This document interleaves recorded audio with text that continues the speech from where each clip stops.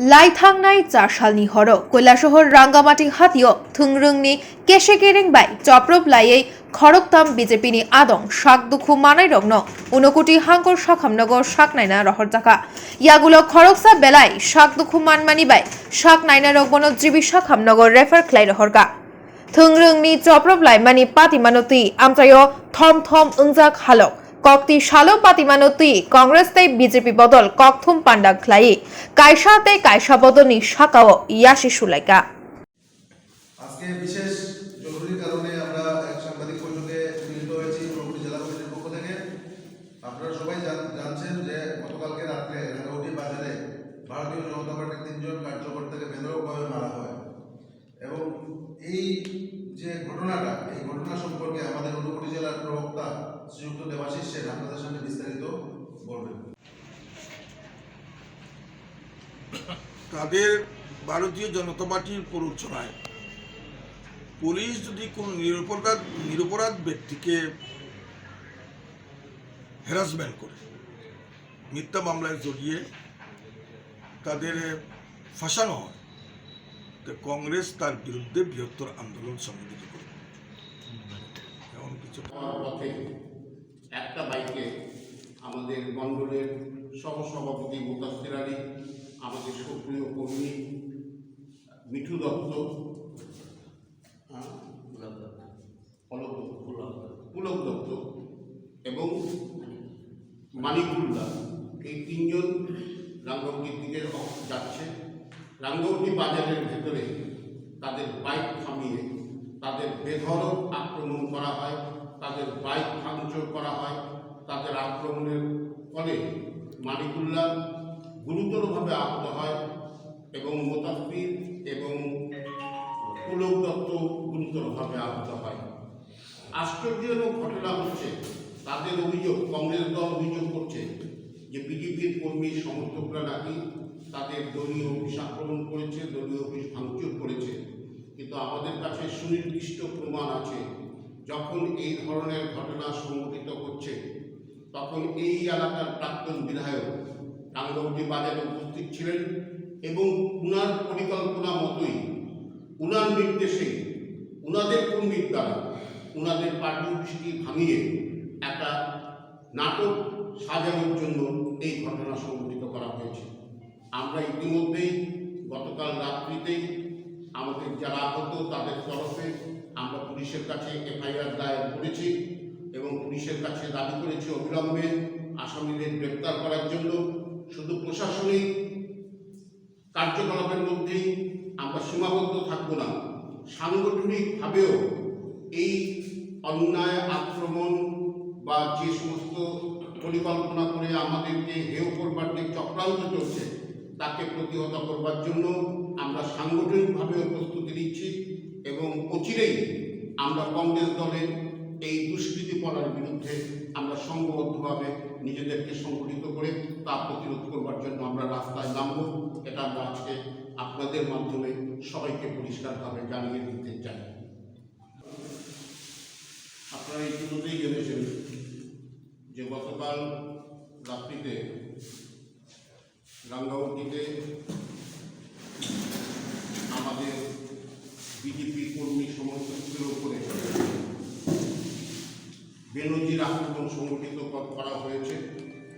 যে আক্রমণের ফলে আমাদের 3 জন সক্রিয় কর্মী আহত অবস্থায়, একজন আগরতলা জিবি হাসপাতালে চিকিৎসাধীন, বাকিদের চিকিৎসা স্থানীয়ভাবে চলছে।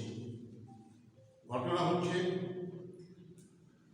আজকে বেশ কিছুদিন ধরেই রাঙ্গামাটি পঞ্চায়েতে কিছু উচ্ছৃঙ্খল কংগ্রেস সমর্থক যুবক লাগাতার পঞ্চায়েত অফিসে গিয়ে হুমকি, তাদের নাম কেন ক্লাস্টারের লিস্টে, ঘর পাওয়ার লিস্টে তালিকায় নেই, এ সমস্ত দাবিকে সামনে রেখে তারা উচ্ছৃঙ্খলভাবে আমাদের পঞ্চায়েতের প্রধান, উপপ্রধান সহ পঞ্চায়েত সদস্যদের গালিগালাজ করছে।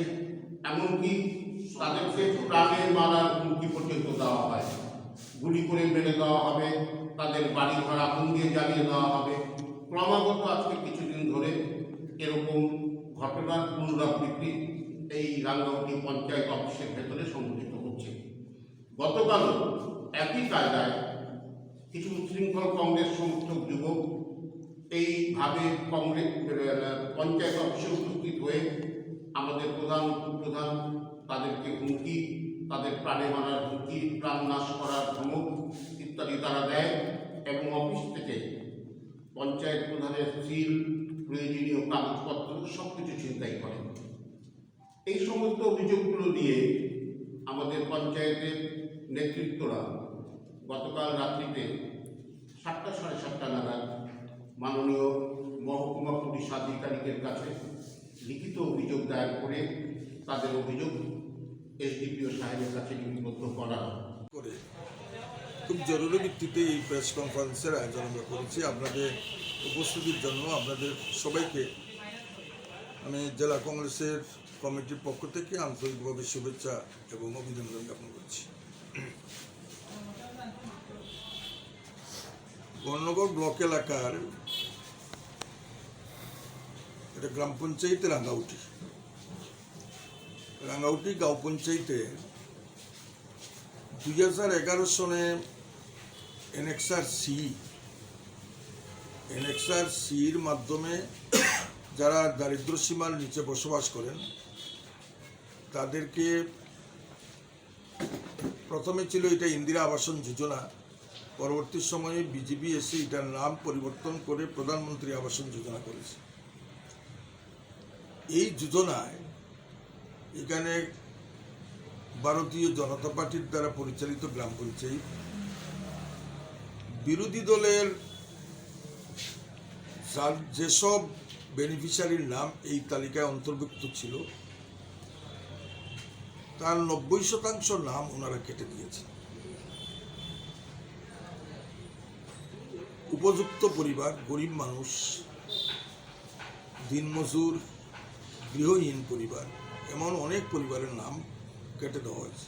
এটা নিয়ে দীর্ঘদিন যাবৎ গ্রাম পঞ্চায়েত এলাকার ভিতরে বিরোধী দলের কর্মী সমর্থকরা প্রতিবাদ আন্দোলন সংগঠিত করে যাচ্ছে। বাসিত আলী, লায়েস আলী, মুমিন আলী, জহুর আলী, আব্দুল মুকির, আক্রমণকারীকে অফিসে তারা, আব্দুল মুকির, জৈনুল্লাহ, এই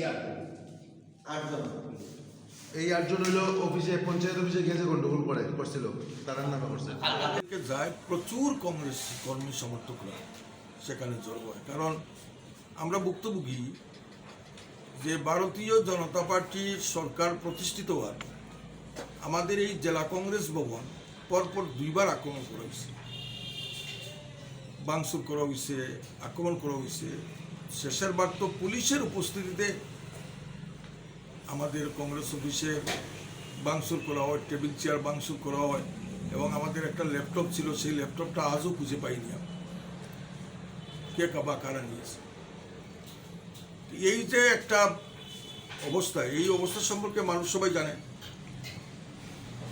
সবাই জানে যে আমাদের কংগ্রেস ভবন এবার আক্রমণ করে এবং আমাদের রাঙ্গাউটি ভবনটা আগুন দিয়ে জ্বালিয়ে দেওয়ার জন্য যে পেট্রোল ছিটানো হয়েছিল, যদি লোকজন না আসতো তারা আগুন লাগিয়ে দিত, কারণ পেট্রোলের স্মাইল পাওয়া গেছে, পুলিশ গেছে, পেট্রোলের স্মাইল পাওয়া গেছে, মোটরসাইকেল কংগ্রেস অফিসের সামনে ছিল সেটা উদ্ধার করছে, কংগ্রেস ভবনের ভিতরে ঢুকে যে আমাদের টিভি সহ যেগুলো ভাঙচুর করছে এটার ফটো তুলছে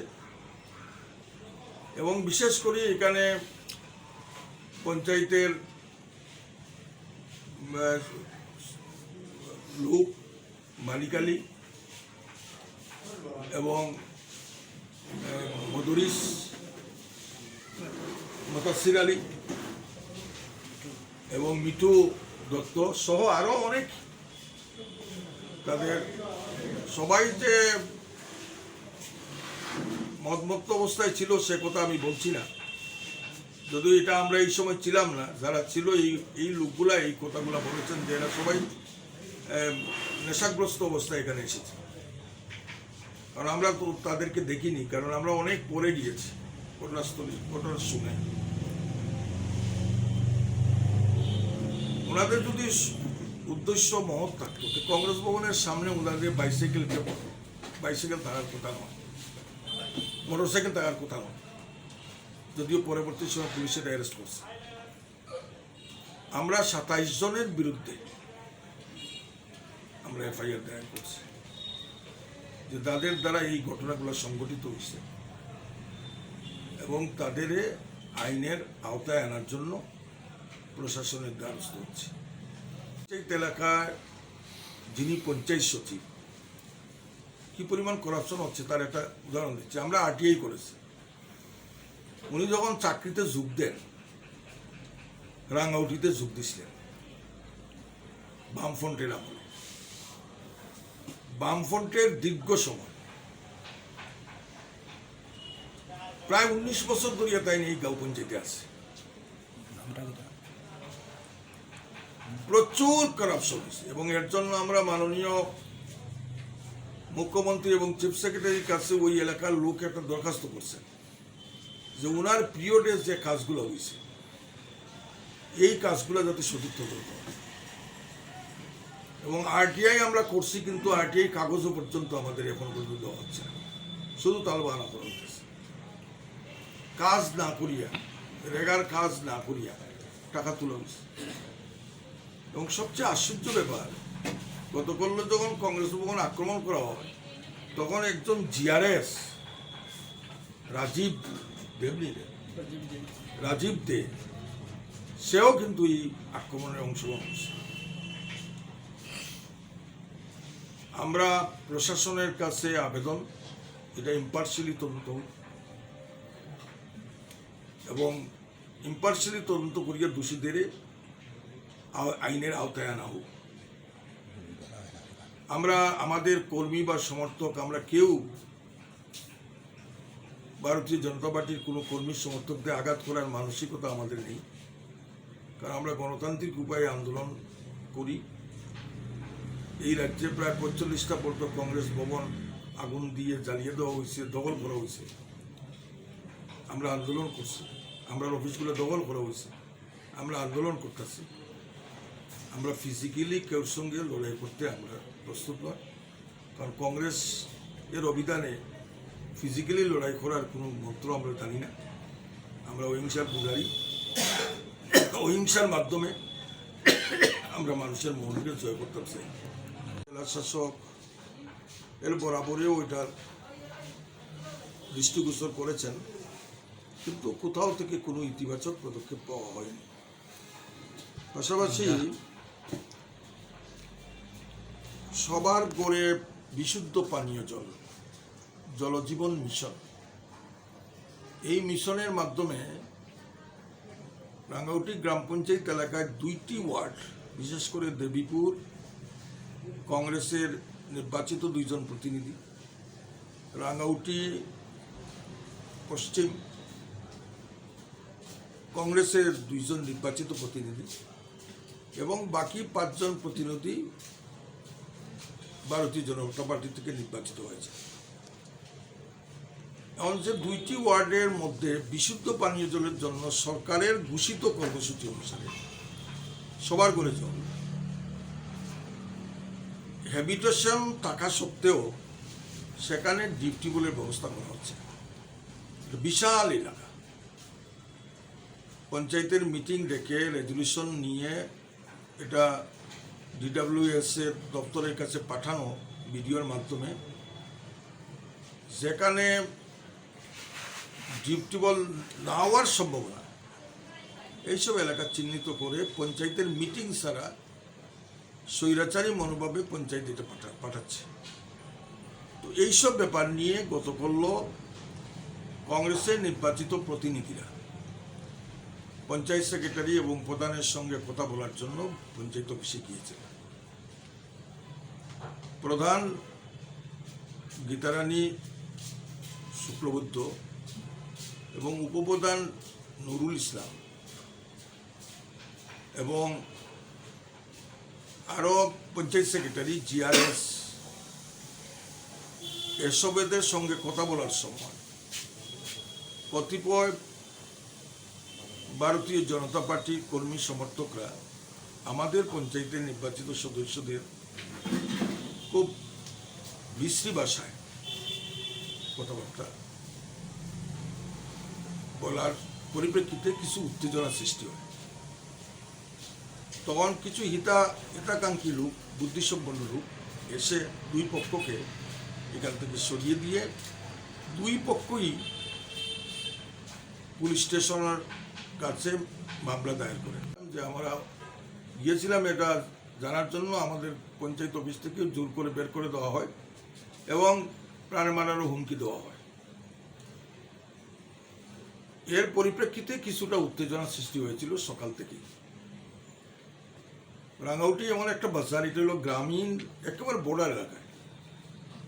এই বাজারটা 7:30 পৌনে 8টার ভিতরে বাজার কিন্তু স্তব্ধ হয়ে যায়, বন্ধ হয়ে যায়, সব লোক বাড়ি করে চলে যায়। আমাদের অফিস খোলা, অফিসে কেউ ছিল না।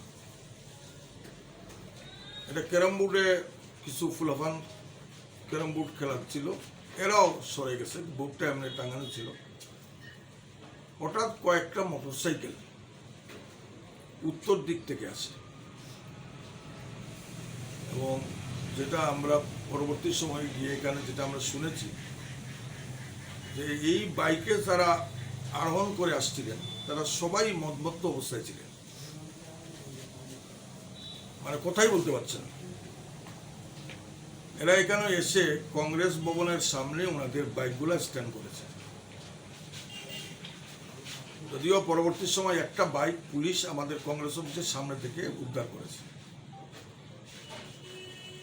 ওনারা কংগ্রেস ভবনে ঢুকেন, কংগ্রেস ভবনে ঢুকে টেবিল, চেয়ার, টিভি সমস্ত কিছু ভাঙচুর করেন। তখন কিছু চিল্লাচিৎকার শুরু হয় এবং এলাকার লোকজন তখন বের হয়ে আসে এবং কংগ্রেস অফিস আক্রমণের জন্য এটা প্রতিরোধ সৃষ্টি করে। এই প্রতিরোধ যখন চলে তখন এরা পলানোর সময়, কারণ এতই তাদের অবস্থা যে দাঁড়িয়ে কথা বলার মতো অবস্থা নয়, তখন 2-1 তাড়াতাড়ি মোটরসাইকেলে উঠে পলায়ন করার জন্য উঠতে গিয়ে পড়ে যায়, উঠতে গিয়ে রাস্তাতে পড়ে যায়, 2-1 আঘাতও পায়।